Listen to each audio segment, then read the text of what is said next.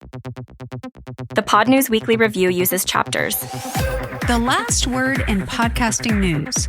This is the Pod News Weekly Review with James Cridland and Sam Sethi. I'm James Cridland, the editor of Pod News. And I'm Sam Sethi, the CEO of True Fans. Besides the fact that it's free, people could, from their phones, record their content and publish directly. Live from Lagos, Tony Doe explains why podcasters in Nigeria really miss Anchor and what the industry is like there. We also look at Spotify's numbers, Acast's numbers, YouTube's numbers, and Supercast gets acquired. This podcast is sponsored by Buzzsprout with the tools, support and community to ensure you keep podcasting. Start podcasting, keep podcasting with Buzzsprout.com. From your daily newsletter, the Pod News Weekly Review. Now, Sam, normally it's you that starts with the stories, but today I just thought I would start because this is very cheeky. Right. We record this the day before, and I've got an exclusive which you don't know about yet, which I'm just going to tell you, and I'm just curious to see what your reaction is. Okay. It's news about two people who we know, Rob Walsh and Elsie Escobar. Oh. And the good news is that they've been confirmed as back working together in podcasting today. Captivate has appointed Rob Walsh and Elsie Escobar. Rob Walsh will be working with Captivate and DAX US on advertising and monetization, and Elsie will be creator, success, and community manager. It's almost like the gang is back together. And we've got more competition as well, Sam. Oh, okay. Because they will be back behind the microphone as the new hosts of In and Around Podcasting. Oh. So, so there's a thing. What do you think of that? That's really good for Captivate, I think. I think it really shows that Captivate wants to make a thing of the US. They've been a very UK-focused company so far. I also think that makes Captivate the company that has more podcast Hall of Famers than anyone else now, which is something that their previous company used to say. Right. But I think with Mark Asquith as well working there, I think that gives three. I think that's pretty good news. There's a few more, I think, who might join soon as well, but that's another story. Here we go. I know nothing, by the way. It's just me thinking out loud. No, that's brilliant news. Congratulations to Rob and Elsie. I think it's a great landing place for them. Let's see what they do next. Yeah, Mark Asquith, now Rob Walsh's boss. Who would have thought that would ever happen? They get on very well by all accounts. They do. They get on fantastically. It seems like a good fit. And as you said, they're trying to grow into the Americas. Rob's got a great track record there. Yeah. It should be a success, I think. And I think it's a great move for DAX US as well. DAX is a pretty good advertising and monetization ad exchange, obviously, and Rob knows so much about that as well. I think we always think of Rob Walsh as being the man who will stand up and will tell you slightly grumpily about how things work in terms of the Apple podcast charts and in terms of some of the people trying to, do things that aren't necessarily right. But actually, he knows so much about the advertising side as well. I think it's a really clever move. So congratulations, Mr. Asquith. Another triumph, sir. Well done. Now, shall we move on from that triumph to another bit of revelation? Yes, let's do that. We've often said that Alphabet, the owners of Google, have hidden the YouTube numbers, but they've revealed them, James. And it seems that for 2025, in total, YouTube's revenue was $60 billion. That is quite a big number. Yes, that's quite a large number. It's a third higher than the amount of money that Netflix generated in 2025, which is $45 billion. They get about a third of their money from subscription revenue, from things like YouTube Premium, YouTube Music, obviously, YouTube TV, which is a big thing in the US and available nowhere else, and something called YouTube's NFL Sunday Ticket, which I'm imagining has something to do with American sports ball. But that is interesting because that is not necessarily something that Spotify has been big at.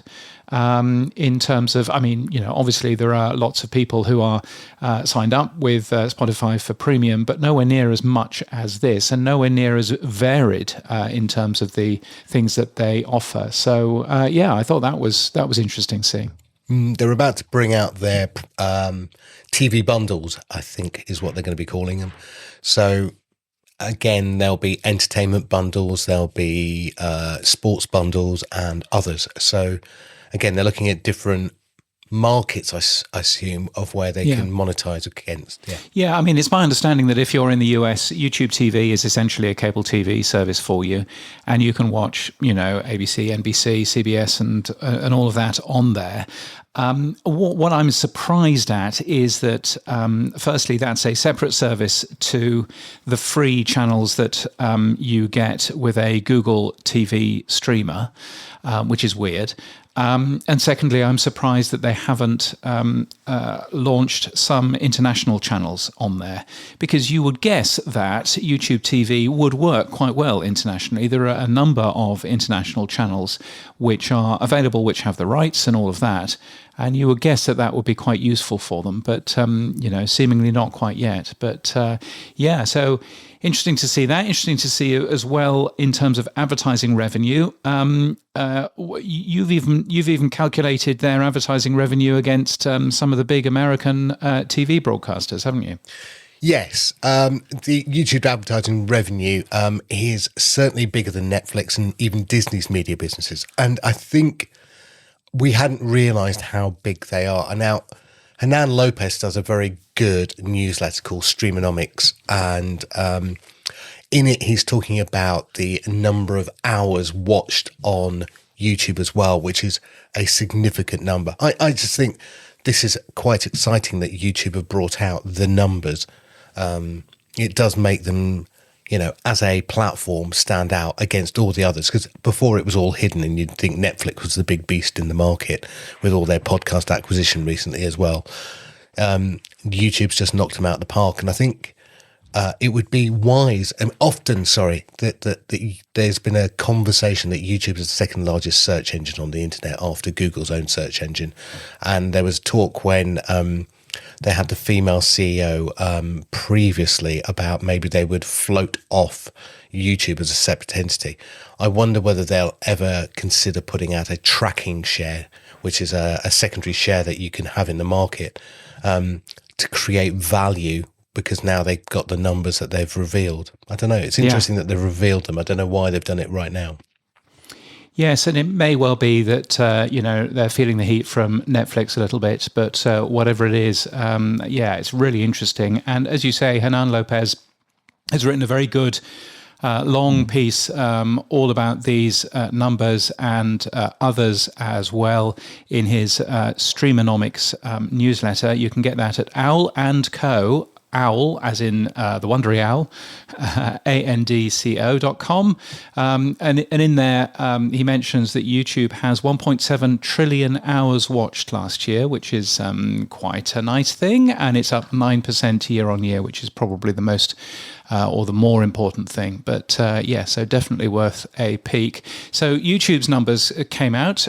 Who else's numbers came out?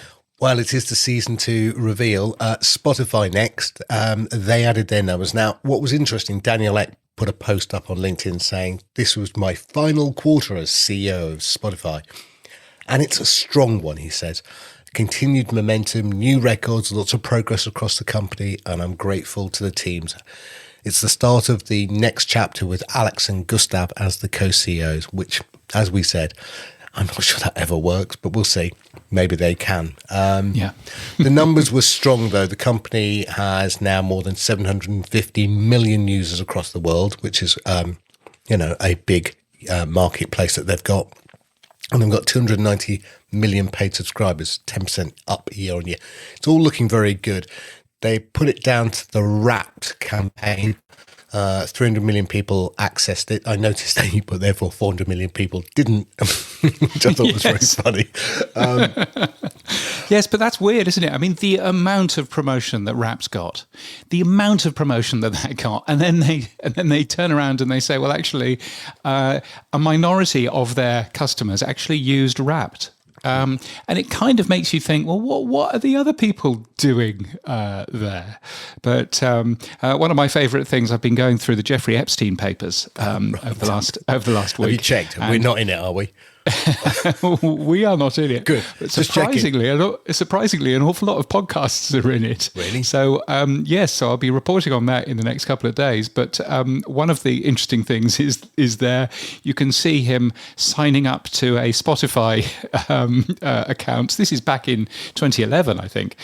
Signing up to a Spotify account, and then and then you can see Spotify emailing, going, "Yeah, we tried to get some money out of your account, but your card doesn't seem to be working at all," and blah blah blah. And then seemingly when he's in prison, he cancels it, and all this kind of stuff. It's very bizarre. But anyway, but interesting data about Spotify in terms of podcasting, which is probably the more important thing to us. 530,000 video podcast shows now on Spotify, which is a big number. They also gave us another big number. Video podcast consumption has increased by more than 90% since January 2025. What does that mean? No one knows. No. Because we don't know how much there was in terms of January 2025, which of course is when Spotify launched their partner program. So without any actual numbers, 90%, great, fine. But in terms of ad sales, I thought that, this was interesting. Ad sales over all of Spotify has dropped slightly by about 1%. Podcast ad sales dropped in the year by almost $99 million, which is roughly about 4%. Quotes, due to optimization of podcast inventory, whatever that's supposed to mean. But also the cost to Spotify of making podcasts decreased in 2025. I'm not quite sure how, but it did. And that meant that they have essentially earned more profit from the ad sales that they have made, even if they have made slightly less ad sales there. Podcast ad sales dropping by almost $99 million is not necessarily a good thing. I wonder how that compares to other companies. Oh, no, I'll tell you in just a second. Okay.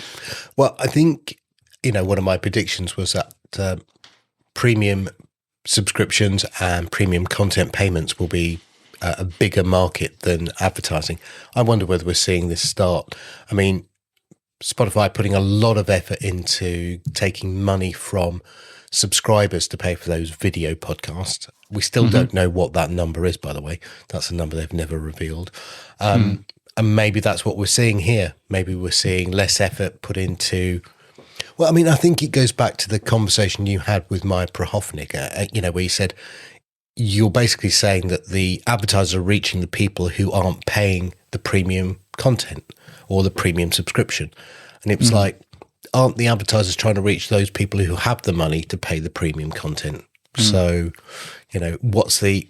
I don't know. I think there's something in it where I think the advertisers are maybe looking at it going, are we reaching the right people? Yes. No, I think there's definitely something to be said for that. I do think it's interesting that essentially their monthly active users increased at much the same rate as their premium subscribers also increased. 11% up for MAUs, 10% up for premium subscribers. So they seem to be doing everything right in terms of that. No wonder that their share price went up, although their share price is so low in comparison to this time last year. It's quite a thing. You also saw in the prepared remarks very clearly, Alex Nordstrom, one of the CEOs, showing, what he understands and what he's there for, and Gustav Söderström, the other one, talking up his sort of side of the business as well. So it's going to be a fascinating year to watch in terms of Spotify. I should mention that this time last year, I was getting probably 3 different PR companies sending me information about Spotify's finance. This time round, I got absolutely nothing. They didn't even bother telling me, which I think tells you a bit about how Spotify are now just hunkering down and operating a proper business rather than operating something where they're desperately trying to please as many people as possible by pumping out as much information as they possibly can. Yeah, I think Alex said it was the year of accelerated execution in 2025, and then in 26 it's going to be the year of raising ambition. Don't know what the ambition is, but yes, they're going to raise it. Well, who knows? But a strong fourth quarter from Spotify, and they're not the only Swedish companies releasing their data, because Acast also published its quarter 4 25 earnings report on the same day. I'm sure that they were delighted about doing that, but there we are. But it's actually pretty good if you compare them. Spotify ad sales went down. Acast ad sales increased by 29% year on year, and in the US they increased by 60% year on year. So Acast having a fantastic time, although of course 60% of not quite so much is still not quite so much. It's still a really important thing to see their numbers going up that much. Now, they have slid into loss again, but only slightly, losing $2 million for the year. They did make a profit in the last quarter, though, of $7.2 million. And some pretty good numbers coming out of Acast in Stockholm under the new CEO, of course, Greg Glenday. It's not quite his first full year yet. So we shall be waiting to see what happens in that in 2026 as well. I wonder, did they break out anything to do with the split between audio and video? No, there's very little mention that I saw, at least, in the information that they gave. I mean, they've talked about significant events of, some of the things that they have been doing, but there's no highlight in terms of how much money they're making on video versus audio. I mean, they do give a really useful number, which is their average revenue per listener number. Average revenue per listen number. And that, so that's essentially how much money they make from every single play of a podcast. And it is that has increased by 21% last year.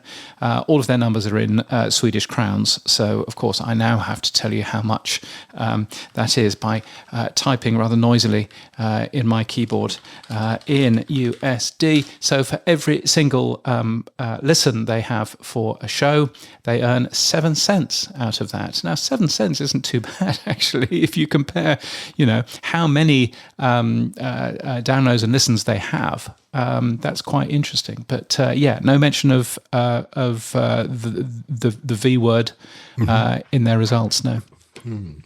Now let's zip back to Spotify. There's a couple of stories that I looked at. One was, we talked about, I think last week, Spotify has partnered with bookshop.org who basically provide audiobooks, but they're now detecting book mentions in podcasts and promoting them in the home feed, isn't that just basically what Apple do with timed links? Yes, that's interesting that they have taken that idea or taken a similar idea and moved forward on that. But yeah, I mean, it makes perfect sense. If you're going to mention a book and you can link to that book, then of course it makes perfect sense. So they must have looked at that and gone, you know what, we can do that too.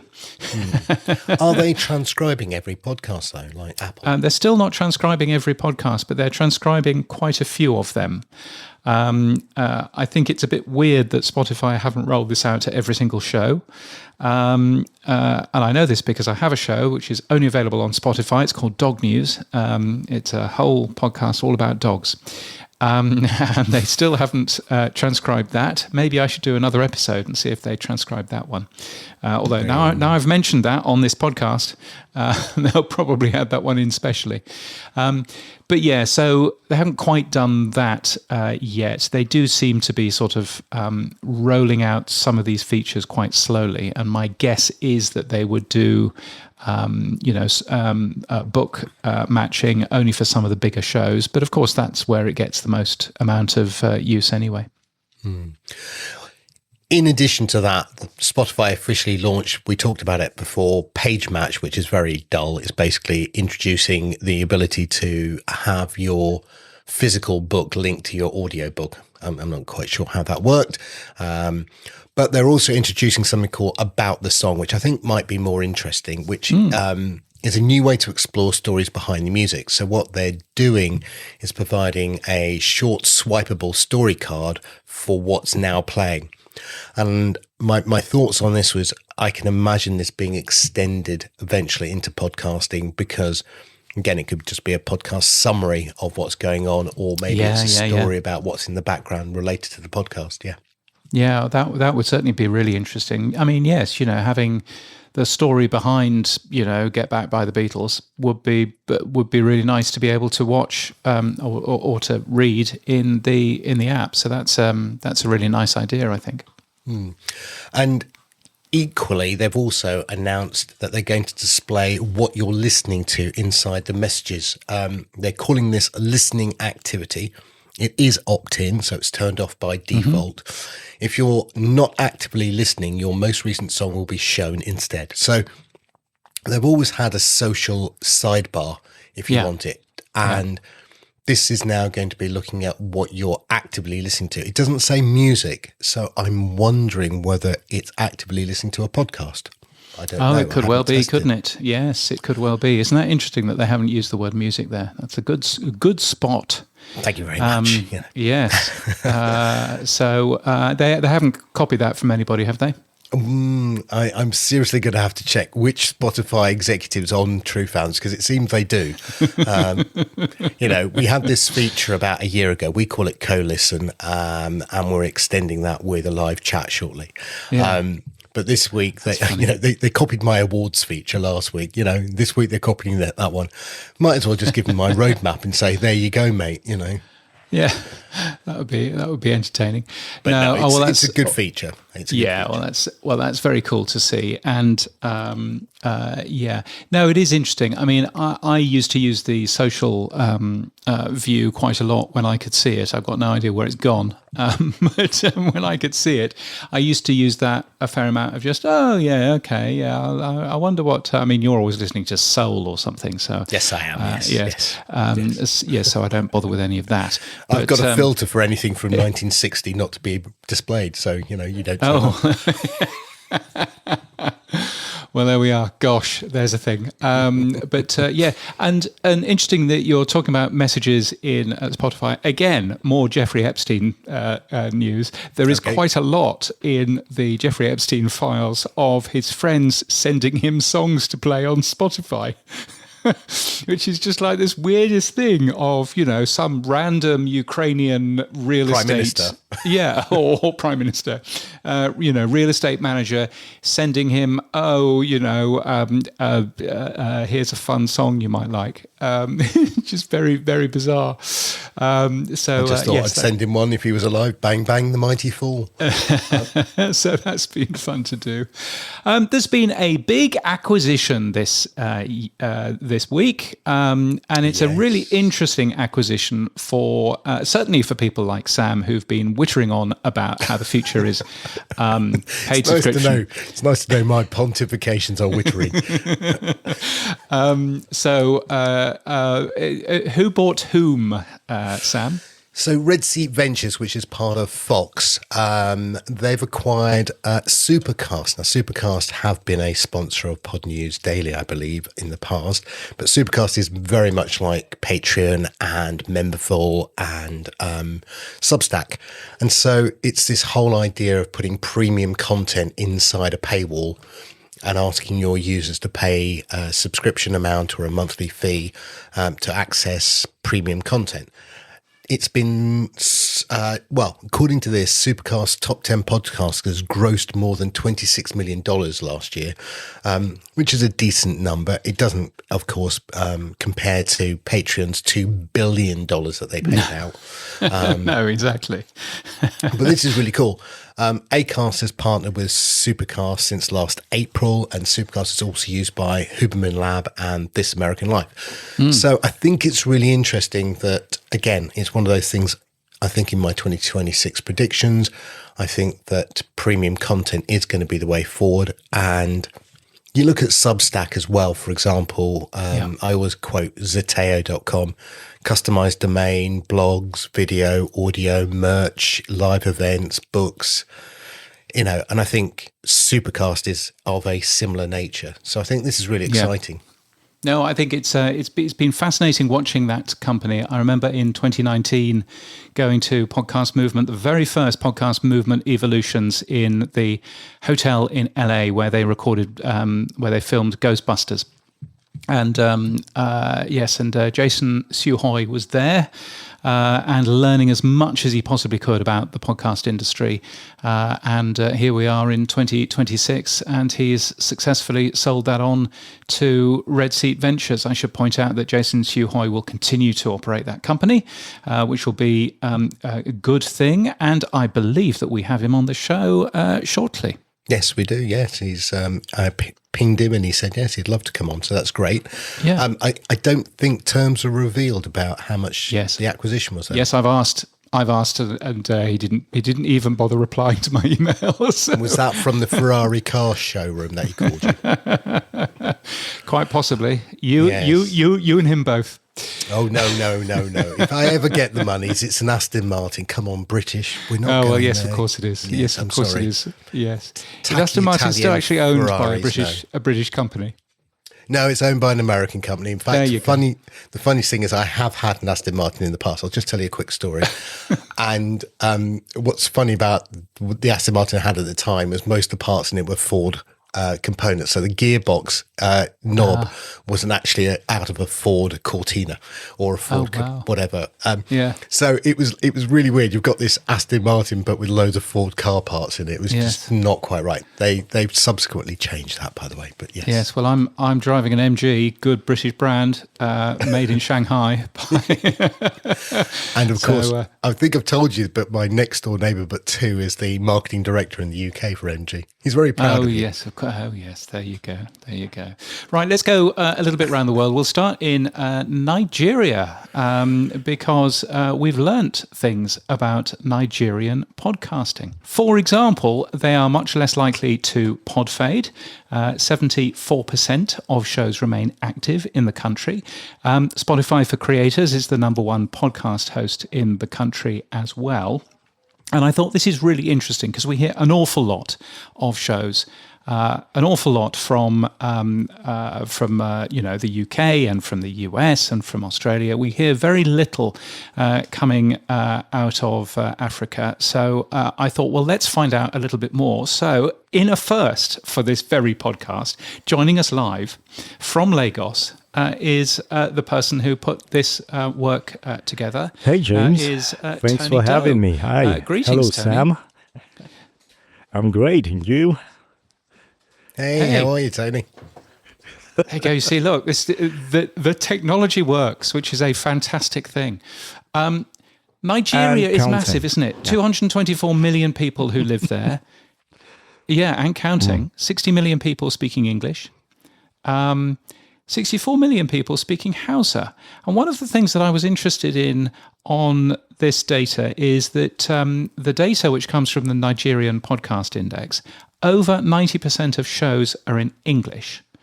And Hausa is, I think, from memory, something like 2.7%. There are lots of shows, but not enough Hausa, shows Tony? registered as podcasts. Hausa, yes. But when it comes to radio, there's a lot of content. There's a lot of Hausa content on radio, live radio, community radio, communal radio. But when it comes to podcasting, and I'm still searching, so it's not as if the journey is over per se, but it comes down to platforms. There's a limit to language options in terms of primary speech for content creators. So we're dealing with major languages, usually English, French, maybe Spanish, languages that seem to have more global appeal. And only until recently, we started having platforms that decided to look a little inward and create content, or rather create a place or a home that would allow local language podcasts to thrive. Another thing is, education as well. If they know that platforms exist, then they can come on board and speak their languages with a bit more ease. A lot of them don't know that they can do that yet. Yeah, and I guess if you were to use Spotify for creators, then all of that I'm going to guess is in English. Even the ones I managed to get on the index actually belong to a service, a news service, I think RFI or so, and they're not exactly based in Nigeria, but they do cater to local languages and then have podcast structures. Yeah. Hi. Tony, hi, it's Sam here. Talking of Spotify, so top podcast app in Nigeria is Spotify. But for the benefit of our sponsors, Buzzsprout, who is the most there are a lot of podcast hosting podcasters company? using Buzzsprout. I have friends who are using Buzzsprout and not just using the platform, but actually benefiting from all the features of the platform, which means they're actually monetizing with it, which is not exactly as popular with other podcasters. But I do know a few people who are using Buzzsprout. But Spotify has a massive, massive gap. I think Buzzsprout is next, or Acast. I'd have to go through again. Yes. Excellent.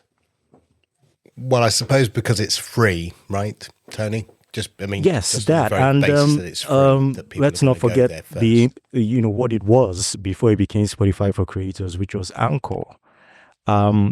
Besides the fact that it's free, is the nature in which it was even created. People could, from their phones, record their content and publish directly. And what Anchor was doing at the time was also submitting on behalf of the creators to the podcast directories. So a lot of people who didn't even know what was going on with the RSS feeds ended up in actual podcast directories. So there's a lot of content coming from that time. And then, maybe now people, are starting with what they see as free. But a lot of people actually started podcasting when Anchor was available, and because of the nature of Anchor itself. And a lot of them have remained on that platform since, even with all the transitions.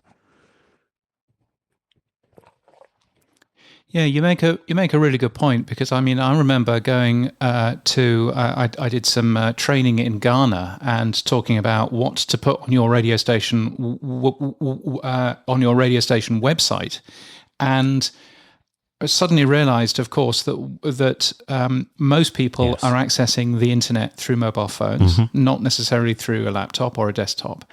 And of course, Anchor was brilliant at that, because Anchor had an app that you could use to record stuff straight into Anchor and publish. And I think that's what's missing in the space now. And I think people would actually look forward to something like that happening again, or a resurgence of that type of availability. And it's not there anymore. It's not. Yeah, there you go, Sam. There's another hint and tip for how true fans work. Yeah, I'll stick that on the 2027 roadmap. I don't think we're going to get that anytime soon. Sorry. Yeah. It. Now, Tony, I was looking at the genres of the shows, and religion and society and culture are the two big genres, which are much the same, actually, as in the UK or the US or here in Australia.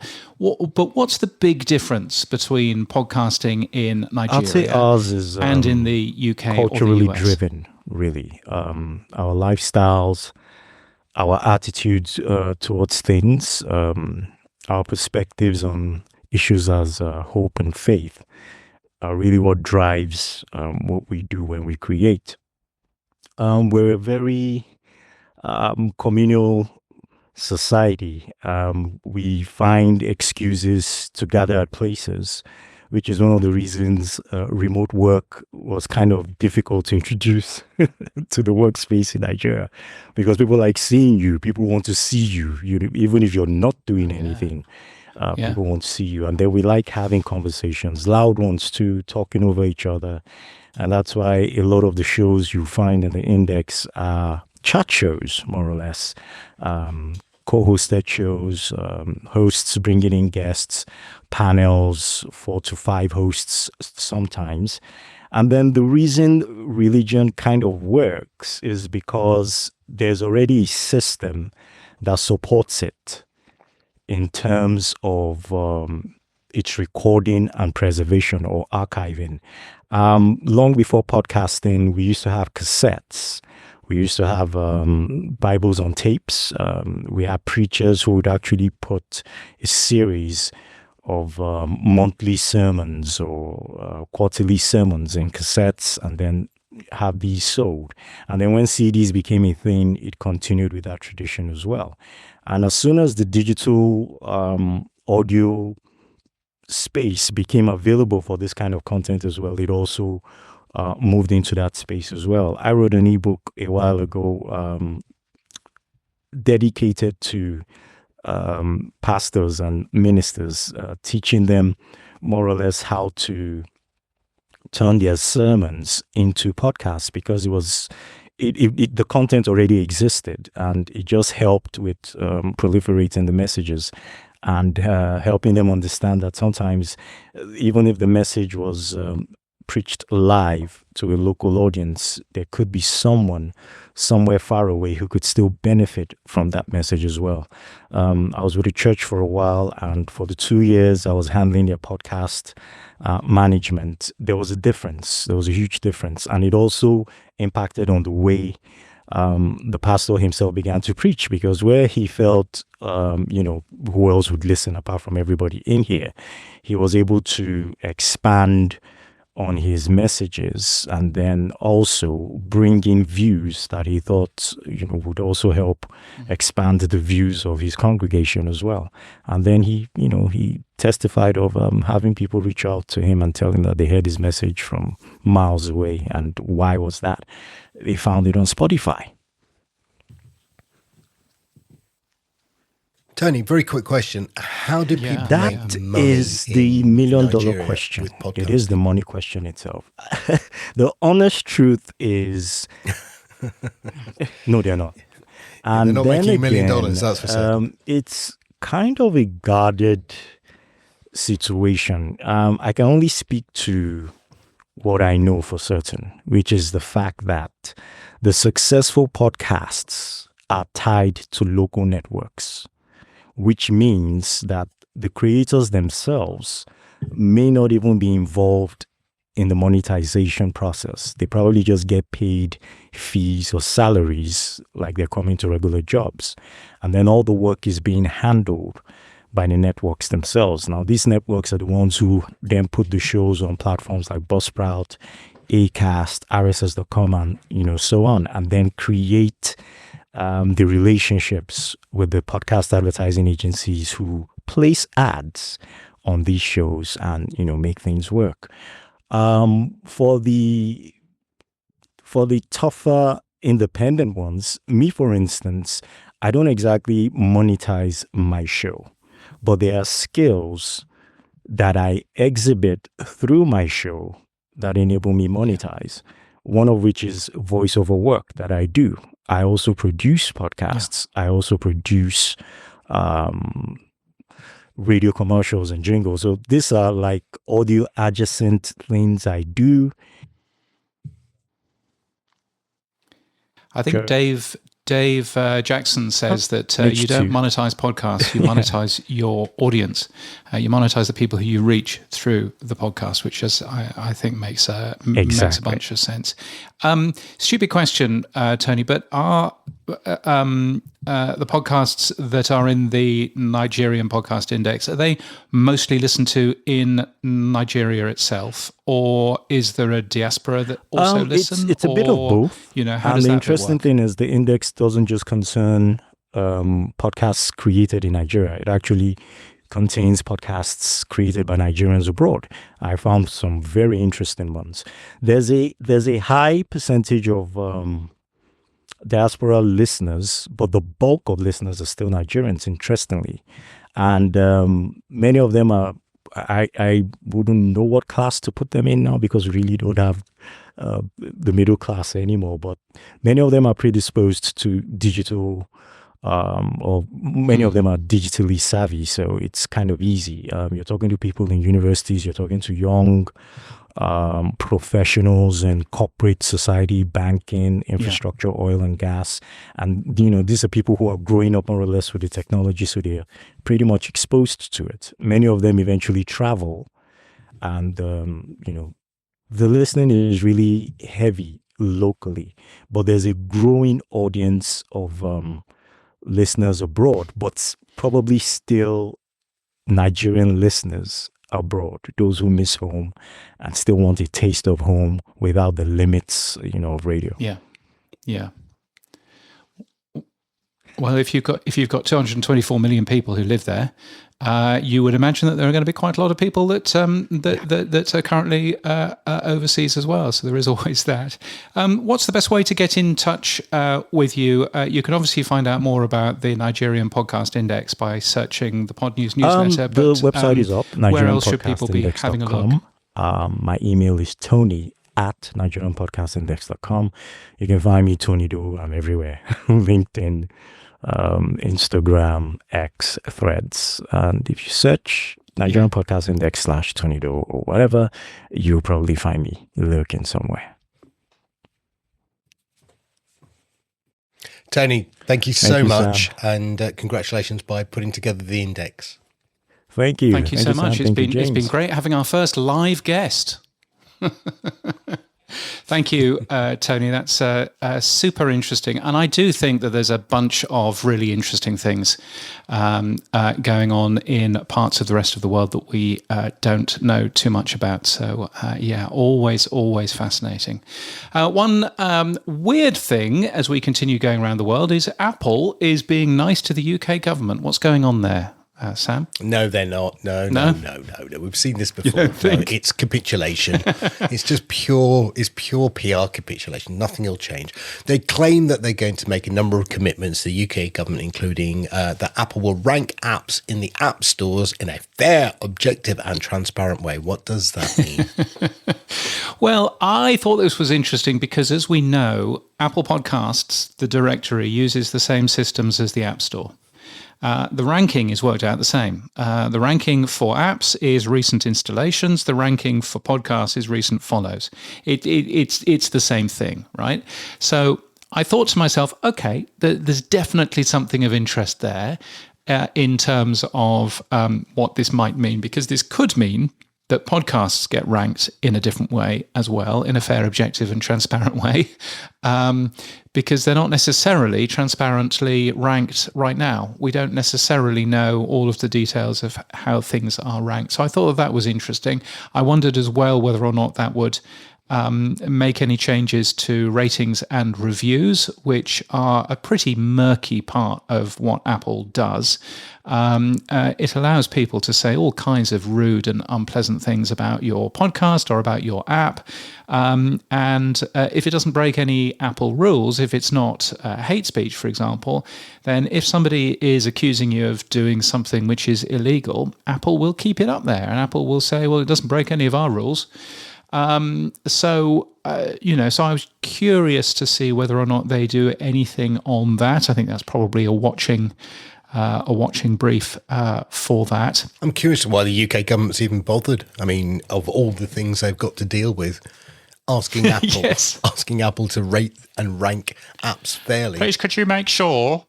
I mean, all that they're doing is, please, could you make sure that Apple Maps doesn't appear higher than Google Maps or whatever it is? It's just, yes, I would agree that in the UK, which appears to be, I mean, I don't want to be rude, Sam, but it appears to be falling apart. Well, since you left, James, just since you left, come back. All's forgiven. Right. Hurry up. Yeah, right. Yes, gosh. Yes, it does seem a bit of a strange thing for the UK government to get excited about, particularly since it doesn't necessarily have a big tech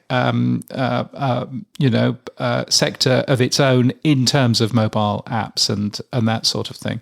So who knows? Apart from obviously the mighty the mighty true fans. Well, look, hey, it's the podcasting capital of the world. If you look at, Fountain and ourselves, we're coming for you.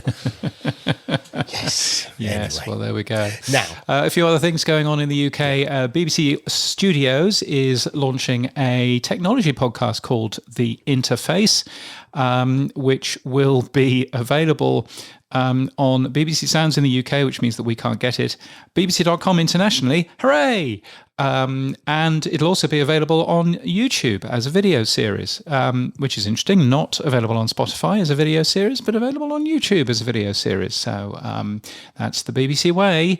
There's also a new Louis Theroux show, or rather, a continued Louis Theroux show from Mindhouse Podcasts, which are the companies that make that show. They're also making a documentary for Netflix. And there's some other things going on with Deep Fusion Films. You might remember we interviewed Mike Parkinson a while back. Deep Fusion Films is joining John Gore Studios, which will essentially just mean a larger and more capable studio there. So that's interesting.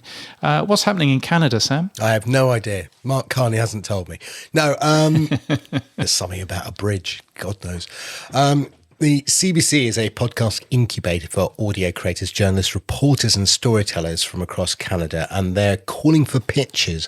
It's open till April the 1st. So, yes, they're asking for people to pitch. Yes. What are they asking them for? Yes, if you want to pitch a good podcast idea to them, you do not have to be Canadian. You do not have to apologize all the time.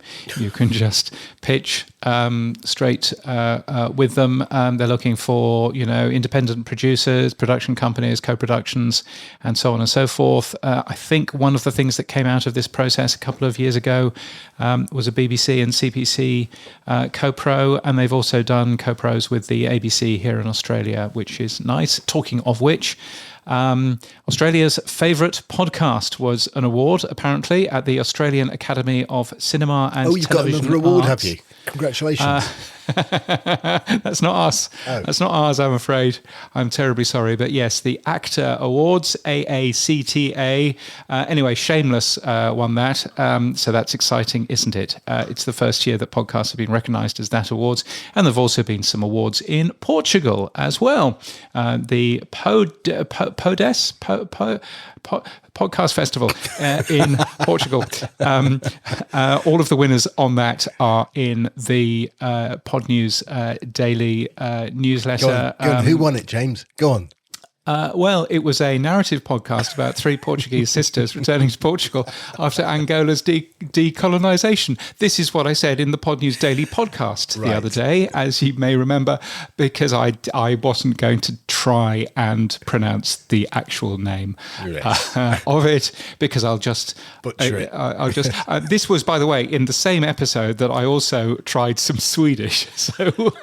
So clearly, I care less about upsetting Swedes and more about upsetting the Portuguese. But still we are. The Ambis. Yes. They've announced that it'll be hosted by Wyatt Cenac. Who's Wyatt Cenac, James? Well, he was a comedian on The Daily Show way back when Jon Stewart was doing it full time. But he's also a writer and producer. He is being joined. This is the thing that is weird and wonderful and exciting. He's being joined by somebody called Don Will. Mm-hmm. Don will serve as the evening's official house DJ. And in the middle of the show, because awards shows are never long enough, in the middle of the show, he will be doing some musical accompaniment. So that's going to be exciting. It's part of the On Air Fest in Brooklyn at the end of this month, February the 25th to the 26th. I think it might be on the 24th, actually. So that's going to be good. They've also unveiled a Vanguard jury, which is a collective of industry leaders and emerging voices dedicated to shaping and elevating the podcast medium, all of them apart from one from the US. And they have selected the 2026 Vanguard Podcaster of the Year, who they haven't announced yet. Vanguard, but it's not going to be me. I haven't heard that word in about 18 centuries. I know, Vanguard, it's a wonderful word, isn't it? I was looking at it and going, what? The financial company, the people that put those that put those weird funds together. But it's got nothing to do with that. But yes, it's a good word, Vanguard. So hurrah for the Podcast Academy. That's all that I say. Someone's been reading their Emily Bronte, haven't they? Right. Yes, haven't they just? Events, James. Events. Let's go on and talk about those. The 69th Annual New York Emmy Awards are open for entries, and the press release said video podcasts are specifically mentioned as being eligible for the talk program category. So if you're doing a video podcast that you think should win an Emmy, then firstly, what are you doing listening to this? And secondly, you can enter and see if you can win an Emmy. I should remind you that we use CleanFeed to record this, and CleanFeed won an Emmy for this very tool that we are talking on right now. So there's a thing. Descript are doing a Tech Week by A16Z. For some reason, Descript have also changed their logo from blue to red in honour of the recording button. I wonder what agency they paid £1 million for that answer. Yes, exactly. Well, just turn it red. Yes. That'll be $4 million, please. And for the first time ever, Descript now does transcripts in British English. Which to me, I'm there looking at and going, really? You haven't offered that before? But yeah, so the word colour was spelt wrong and the word honour was spelt wrong and all of that. And so they're now doing it in British English as well, if you want that. But they can't work out whether somebody is British or American, so you have to press the button. Or Australian. In the app, apparently. Or Australian, of course, which is a weird mix of the two. So who knows? We spell program the American way and we spell colour the correct way. Right.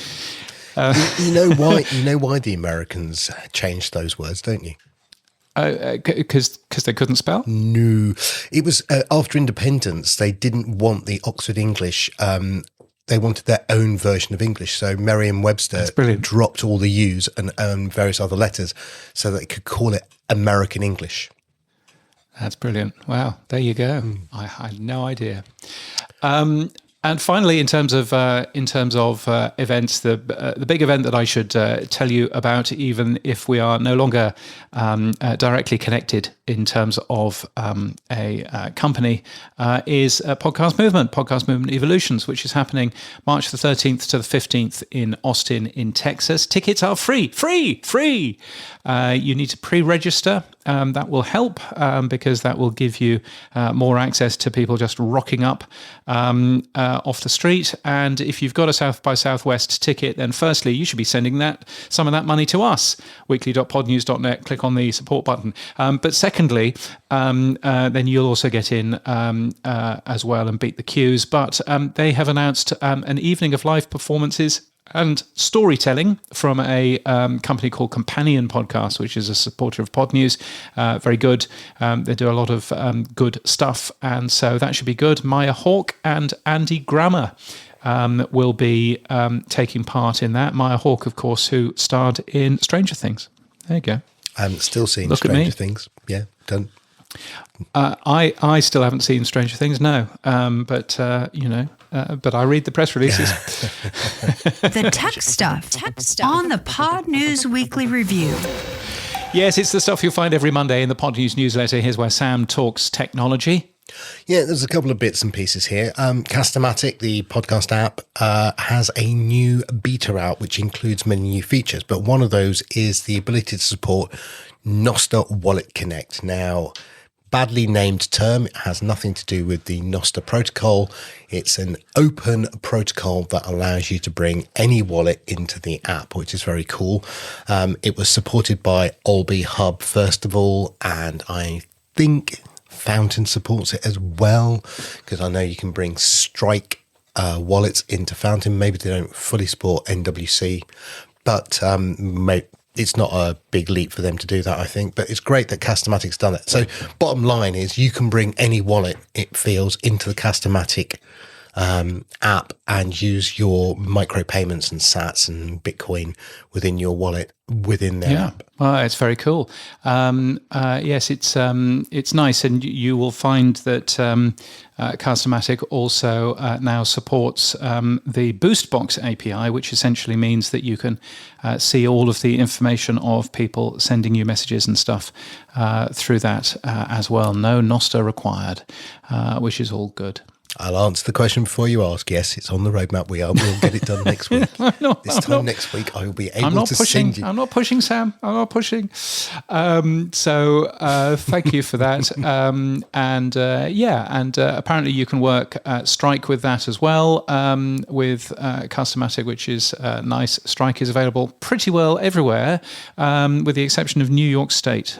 So tough if you're in New York State, but pretty well everywhere else, including the UK. You should be able to get hold of that. Quickly, how's Runway? What are you doing with it? Runway. Runway is interesting. I was playing around with it literally 10 minutes before we came on air, as they say. And yes, it's been interesting. It's working fine. It's working nicely. So that's nice. So what Runway does, in case you missed this last week, is it connects to your Strike account, pulls out all of your payments, works out who they're from. So I can see, for example, that Brian Ensminger is being very nice and is listening to lots of the Pod News Daily shows, which is good of him. And I can also read some of the messages that the Ugly Quacking Duck has been sending us and all of that kind of stuff. It's been really interesting. One of the interesting things that Strike has done is that they've put their API behind one of those Cloudflare protection things. So every so often you try and hit the API and it comes back and it says, are you a robot or are you a human being? Which is not great for an API. So I've reported this to them and hoping that they'll fix that, because there's nothing I can do about that. So we'll see quite what happens there. But, accepting that, it's my first, piece of work working with the browser's inbuilt database. That is, it's not particularly brilliant, but it works fine. So that's nice. So yes, it's been fun. SiriusXM, James, back in December 2021, you reported that the National Association for the Deaf took SiriusXM to court for not providing transcripts in its apps. That's led to a flurry of apps since supporting transcripts. Well done to the National Association for the Deaf. Yes, I think it was a brilliant piece of work from them. So since that happened, there was a standard, the podcasting namespace standard. Transcripts were put live in Apple Podcasts, in Pocket Casts, and in Spotify, and in AntennaPod and various other places as well. SiriusXM themselves have also released a new app with transcription. So it may come as a bit of a surprise to find out that the court action is still going. And two sets of lawyers are happily trousering lots of money, sending exciting letters back to themselves, and sending another exciting letter to the judge, the Honourable Jeanette A. Vargas. And everybody's earning an awful lot of money. So I'm sure that's great. But I simply do not understand why that legal action is still going on. And surely the National Association for the Deaf has better things to be spending its money on than its lawyers, and similarly SiriusXM as well. So it's just a really weird one from my point of view. I don't understand why they're still fighting. What are they hoping to get out of it? Money, I suppose, but it's a strange old thing. Anyway. Worth a peek at. Ultimate Pods sounds brilliant. It's a new app that bills itself as the future of books and podcasts. If we were on it, if we signed up, then you could pay $4.99 a week to use this app, and you could pause the podcast and you could ask either Sam or I a question, and we would answer in an AI voice, saying something that I have no idea what I would say. So it sounds like a hideous idea from my point of view. But anyway, apparently... No. Come on, you laggard. No. This is the future. Basic. No, I think there's some merit in it. I think. No, there isn't. Yes, there is. No, look, let me try and explain. Right. So we talked about the podcast app that was using Apple's local LLM on the device for AI. And I think this, again, whether it's a local AI or it's a cloud service AI, I talk about the fact that I think there is a space where an AI assistant to podcasting, a voice-enabled one, is a really useful tool. We've seen this in Snipped out of Switzerland. They do some stuff as well. Look, I want to take a note.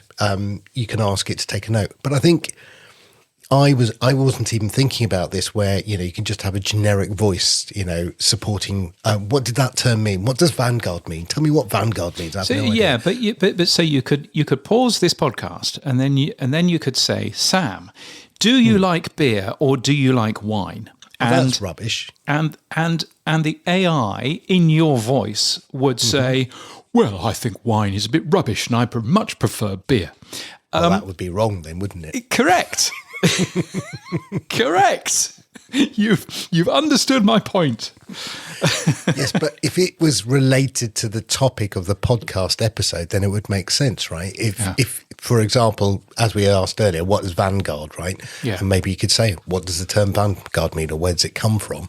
And you then go, oh, okay, thank you. Continue playing, right? That's where I think AI could be useful, where it's an assistant. Adding it in our voice, I think, is a interesting twist. It would mean that you and I would have to give over our voices, first of all. But outside of that, I don't know. We'll see. And by the way, we have given over our voices because they're on 300 podcasts. So. Right. Yes, but have we given permission? Permission, shmmission. Who needs that? Anywho. Yes. One other app to tell you about, this is a web app, is an app called Podly. What Podly does is it builds RSS feeds for guests, not for podcasts, which is interesting. So if you want to, you can subscribe to an RSS feed for everything with Jordan Peterson in it. I'm not quite sure why you would, but nevertheless you can. So some interesting work from Podly there. That's Poddley, one of those exciting names that you can't quite read out, which is a thing. So my question is, they generate the feed, what? By looking for all the episodes that Jordan Peterson's been a host and or guest in, or what? I think all that they are doing is they are transcribing the biggest podcasts, and then they are looking for the words Jordan Peterson and working out whether that means that he's in the podcast or not. I think it does really come down to that. It may even just be as simple as looking at the episode notes. I'm not sure how clever and crafty it is. Podly is, it's one of these companies that has a bunch of interesting things that it can do with podcast content. So it's reading in all of these shows. It's working out, okay, well, we can do, you can search podcast transcripts for all kinds of things. So I think that's all that it's actually doing. I don't think it's using any of the guest links, and in fact, the most recently added things on their homepage is all Piers Morgan Uncensored, which yes is a podcast, but it's also really a YouTube channel. So I understand the idea. I think we've seen now that Transcripts has become a building block for podcasting, that there are great value-added services being built on top. We talked about Apple's timed links. We will see that from other companies. We will see the ability for transcript summaries, for example. We will see the idea of keyword search within them. Like a Google alert, you might want to have James Cridland because you're mentioned on multiple podcasts, but you don't know about it. And so there's an alert that you get. I can see all of that. I think this could be done as a playlist. You could aggregate all of the episodes. You could, couldn't you? I don't know why it's an RSS feed, but hey, that's just me. There you go. I've just searched for myself in this tool because, of course, I have. And no results found. We couldn't find any matches for your search. Please try again. So there you go. So apparently Need to be I've on never more been on a podcasts. podcast, so that's Yes. so that's good news. One from a day everybody. is not sufficient. Indeed. Boostergram, super comments, zaps, fan mail, super chats, and email. Our favorite time of the week, it's the Pod News Weekly Review inbox. Yeah, so many different ways to get in touch with us. Fan mail by using the link in our show notes, boosts, or email, and we share any money that we make as well. In terms of streaming sats, thank you so much to Silas on Linux, who's using Fountain. Thank you also to user 75137829. A great username you got yourself there. I would imagine that that's just a standard. You haven't changed your username, but thank you for the sats as well. And thank you to our streamer of the week, which is Brian Ensminger, using Podcast Guru, who has sent us a nice amount of sats. Brian, thank you so much for that. True Fans has its own boosts and things. And do we have any boosts in there? We do, yeah. We've got Agent 99, whoever that may be, but TTS, text-to-speech, is not a new term. I worked in IVR, okay, TLA, interactive voice response systems, phone applications in the 90s to 2010, and we are using TTS for dynamic data to convert to voice. It appears podcasts with playback of transcript or AI are now coming to the TTS party. What is old is new again.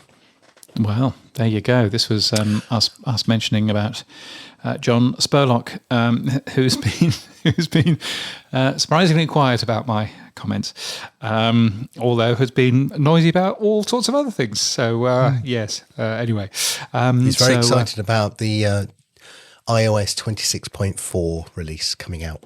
Yes, I mean, it makes your phone behave well again, so it's worthwhile getting from that point of view. Siri works. Yes. I wouldn't go that far. Allegedly, that's what Apple say. Yes, but no, I think they're pushing quite a lot of that stuff back. Apparently, the keyboard works now. So that's always a benefit for a phone. But anyway, let's not go there. Right. Do we have any other boosts? Yeah, Seth has sent us a couple as well. So he said, "Oh, good grief, more AI slop. Why would I want a fake AI podcast from a Sony character telling me drivel? Good God." Yes, good agree. And then he also said, that's so true. Video is banger for marketing. People get to see who they're listening to on a regular basis, and oftentimes they get to see what's being talked about if there is a visual. But as James always says, audio, let's do other things while consuming. I don't think you quite say it like that. Something for your ears while your hands are busy eyes are busy. Well, that's good. This is good news, he says, though. And then finally, he was talking about Regen.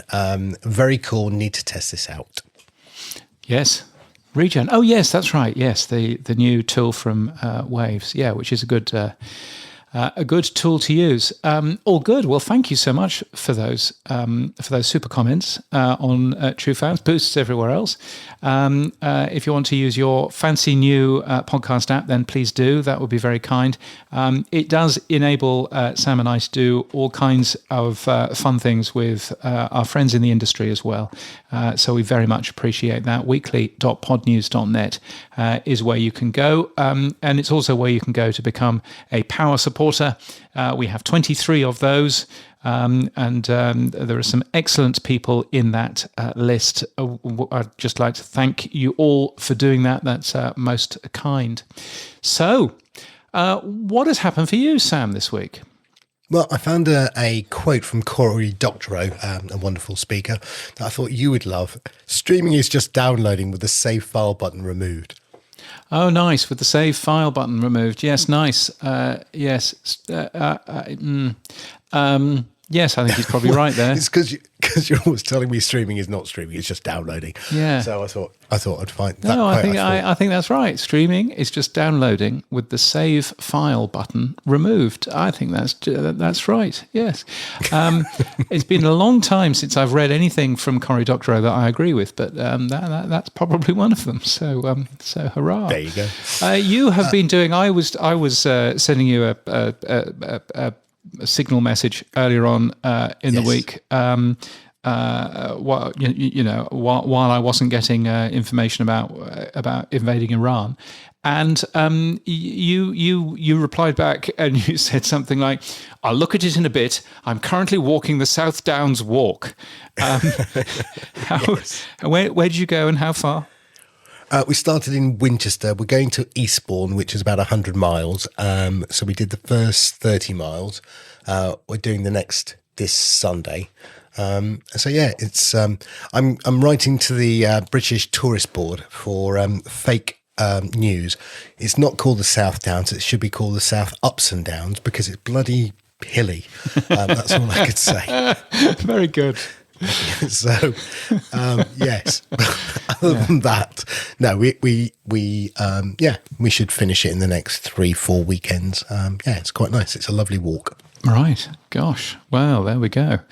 Crawley Court in Winchester is more than 50 years old. It's it's where the Independent Broadcasting Authority folks exist in terms of television broadcasters and radio broadcasters.